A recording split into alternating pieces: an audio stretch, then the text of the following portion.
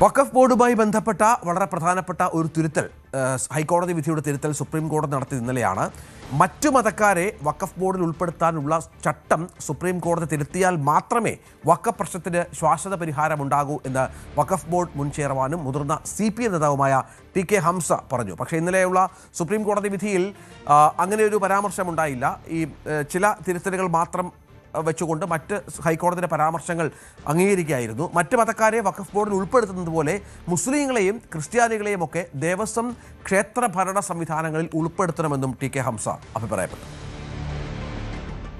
ഇന്ന് വരെ ഇല്ലാത്ത കീഴ്വഴക്കങ്ങളൊക്കെ മറികടന്നുകൊണ്ടുള്ള ഒരു നിയമം, മുസ്ലിങ്ങളുടെ സമ്പത്ത് സംരക്ഷിക്കുന്ന, ദാനം ചെയ്ത സമ്പത്ത് സംരക്ഷിക്കുന്ന ബോർഡാണല്ലോ വഖഫ് ബോർഡ്.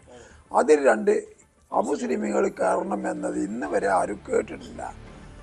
അപ്പോൾ ഇതിൻ്റെ നിലവിലുള്ള ആ ഒരു മതേതരത്വം മറ്റേ അങ്ങോട്ടും വിട്ടുവീഴ്ചയെ തകർക്കാനും സംഘർഷം ഉണ്ടാക്കാനുള്ള ഒരു തുടക്കം കുറേയായി കേന്ദ്രത്തിൽ BJP തുടങ്ങിയിട്ട്. അതിൻ്റെ ഭാഗമാണിത്.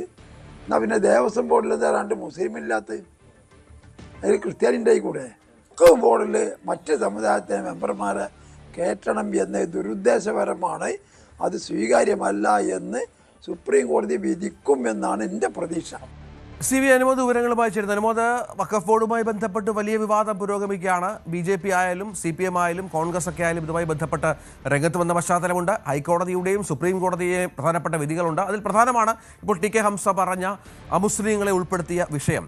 ഇത് കാര്യമായി തന്നെ പ്രൊജക്റ്റ് ചെയ്യപ്പെടുന്നുണ്ട് ഈ പുതിയ കോടതി വിധിയുമായൊക്കെ ബന്ധപ്പെട്ട്.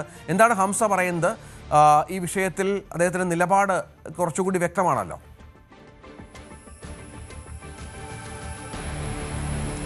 Ranjith, good morning. നമുക്കറിയാം TK ഹംസ വഖഫിന്റെ മുൻ ചെയർമാനാണ്. മാത്രമല്ല അദ്ദേഹം പല വിഷയങ്ങളിലും പാർട്ടിയുടെ നിലപാടുകൾ, അതേപോലെ അദ്ദേഹത്തിന്റെ നിലപാടുകളൊക്കെ പലപ്പോഴും വ്യക്തമാക്കിയ ഒരു നേതാവ് കൂടിയാണ്. ഈ ഒരു വിഷയത്തിൽ സുപ്രീം കോടതി അമുസ്ലിങ്ങളെ വഖഫ് ബോർഡിൽ ഉൾപ്പെടുത്താനുള്ള ആ തീരുമാനം റദ്ദാക്കുന്നത് വരെ ഈ പ്രശ്നം തുടരുമെന്നാണ് അദ്ദേഹം അഭിപ്രായപ്പെടുന്നത്. അതായത് അമുസ്ലിങ്ങളെ ഇതിൽ ഉൾപ്പെടുത്തുന്നതാണ് ഇതിൽ ഏറ്റവും വിവാദപരമായിട്ടുള്ള ഒരു ഭാഗം. അത് ഒഴിവാക്കുന്നത് സുപ്രീം കോടതിയുടെ മുമ്പിലാണ് ഇപ്പോൾ ഉള്ളത്. അതിൻ്റെ ഹർജി സുപ്രീം കോടതി മുമ്പിലാണുള്ളത്. സുപ്രീം കോടതി അതിൽ തീരുമാനമെടുത്താൽ മാത്രമേ ഈ പ്രശ്നത്തിന് ശാശ്വത പരിഹാരമാകൂ എന്നാണ് അദ്ദേഹം പറയുന്നത്. അദ്ദേഹം ഒപ്പം ചോദിക്കുന്നുണ്ട്, അങ്ങനെയാണെങ്കിൽ എന്തുകൊണ്ട് മറ്റു മതങ്ങളുടെ ദേവസ്വം ബോർഡിൻ്റെയും മറ്റ് സ്ഥാപനങ്ങളുടെയും ഒക്കെ ഭരണ സമിതിയിൽ അല്ലെങ്കിൽ നിയന്ത്രിക്കാനുള്ള സമിതിയിൽ മുസ്ലിങ്ങളെ കൂടി ഉൾപ്പെടുത്തുന്നില്ല എന്ന ചോദ്യമാണ് അദ്ദേഹം ഉയർത്തുന്നത്.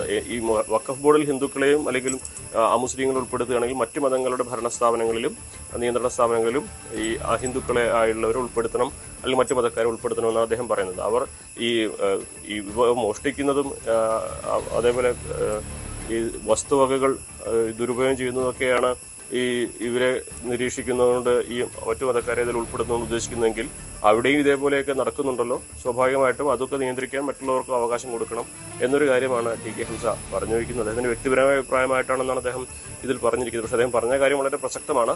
കാരണം സുപ്രീം കോടതിക്ക് മുമ്പാകെയുള്ള ഈ ഒരു ഹർജി അതിൽ തീർപ്പാക്കുന്നതുവരെ ഇത്തരത്തിലുള്ള നടപടികൾ ഒരുപാട് നേരിടേണ്ടി വരും. കോടതിയിൽ നിന്ന് നീതി ലഭിക്കുമെന്നാണ് പ്രതീക്ഷിക്കുന്നതെന്നാണ് അദ്ദേഹം പറഞ്ഞ് അവസാനിപ്പിക്കുന്നത്.